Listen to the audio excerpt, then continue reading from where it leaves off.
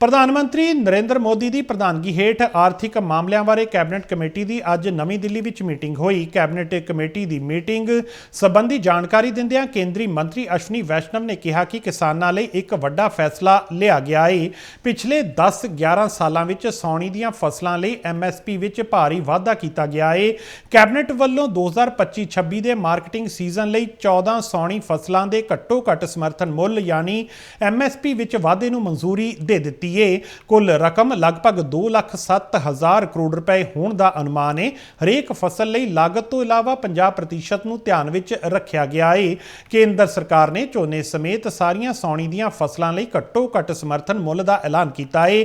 ਇਸ ਸਾਲ ਆਮ ਝੋਨੇ ਦਾ ਘੱਟੋ ਘੱਟ ਸਮਰਥਨ ਮੁੱਲ 2,369 ਰੁਪਏ ਪ੍ਰਤੀ ਕੁਇੰਟਲ ਹੋਵੇਗਾ, ਜੋ ਕਿ ਪਿਛਲੇ ਸਾਲ ਦੇ 2,300 ਰੁਪਏ ਨਾਲੋਂ 69 ਰੁਪਏ ਵਾਧੇ।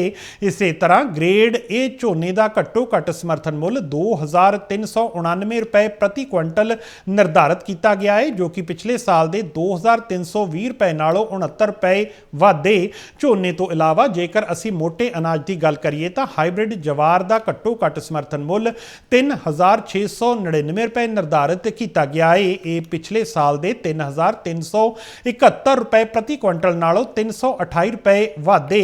ਦਾਲਾਂ ਦੇ MSP ਦੀ ਗੱਲ ਕਰੀਏ ਤਾਂ ਸਭ ਤੋਂ ਵੱਧ ਵਾਧਾ ਅਰਹਰ ਦਾਲ ਵਿੱਚ ਹੋਇਆ ਹੈ। ਪਿਛਲੇ ਸਾਲ 7,550 ਰੁਪਏ ਪ੍ਰਤੀ ਕੁਇੰਟਲ ਦੇ ਮੁਕਾਬਲੇ ਇਸ ਸਾਲ ਇਸ ਨੂੰ 450 ਰੁਪਏ ਵਧਾ ਕੇ 8,000 ਰੁਪਏ प्रति क्विंटल कर दिता गया है। खरीफ के लिए किसानों के लिए बहुत बड़ा एक फैसला लिया गया है। आप सब जानते हैं कि खरीफ की फसल में जिस तरह से पिछले 10-11 वर्षों में मैसिव वृद्धि की गई है MSP की, उसी कड़ी में CACP की रिपोर्ट पर 2025-26 के खरीफ मार्केटिंग सीजन के लिए आज कैबिनेट में MSP अप्रूव हुआ है। टोटल अमाउंट इसका 2,07,000 करोड़ के आसपास का एस्टिमेट किया गया है। और जैसा कि प्रधानमंत्री श्री नरेंद्र मोदी जी ने प्रतिबद्धता दिखाई है किसानों को उनकी कॉस्ट के ऊपर 50% मिनिमम मार्जिन मिले, कम से कम मार्जिन मिले, उसका ध्यान रखा गया है।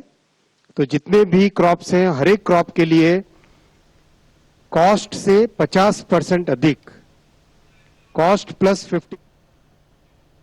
ਅਸ਼ਵਨੀ ਵੈਸ਼ਨਵ ਨੇ ਕਿਹਾ ਕਿ ਕੇਂਦਰੀ ਕੈਬਨਿਟ ਨੇ ਵਿਆਜ ਸਹਾਇਤਾ ਯੋਜਨਾ ਨੂੰ ਮਨਜ਼ੂਰੀ ਦੇ ਦਿੱਤੀ ਹੈ। ਵਿਆਜ ਸਹਾਇਤਾ ਯੋਜਨਾ ਰਾਹੀਂ ਕਾਰਜਸ਼ੀਲ ਪੂੰਜੀ ਦੀ ਲਾਗਤ ਘਟਾਈ ਗਈ ਹੈ। ਪ੍ਰਭਾਵਸ਼ਾਲੀ ਢੰਗ ਨਾਲ ਕਿਸਾਨਾਂ ਲਈ 4% ਵਿਆਜ ਤੇ 2 ਲੱਖ ਰੁਪਏ ਤੱਕ ਦੀ ਕਰਜ਼ਾ ਪੂੰਜੀ ਯਕੀਨੀ ਬਣਾਉਣ ਤੇ ਵਿਚਾਰ ਕੀਤਾ ਗਿਆ ਹੈ।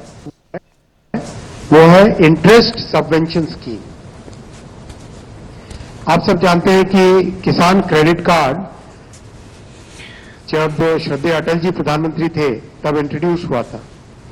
उसके कारण किसानों को वर्किंग कैपिटल मिलना बहुत आसान हुआ। इंटरेस्ट सबवेंशन स्कीम के जरिए से किसानों की कॉस्ट ऑफ वर्किंग कैपिटल को कम किया गया है। The cost of working capital has been reduced by having this interest subvention scheme. Effectively 4% पर 2 लाख रुपए तक का लोन मिले, किसानों को कैपिटल मिले, वो ध्यान रखा गया है इस स्कीम में। 7% नॉमिनल रेट है, उसमें 1.5% सबवेंशन है और 3% है प्रॉम्प्ट रिपेमेंट इंसेंटिव। इफेक्टिवली जो निकला है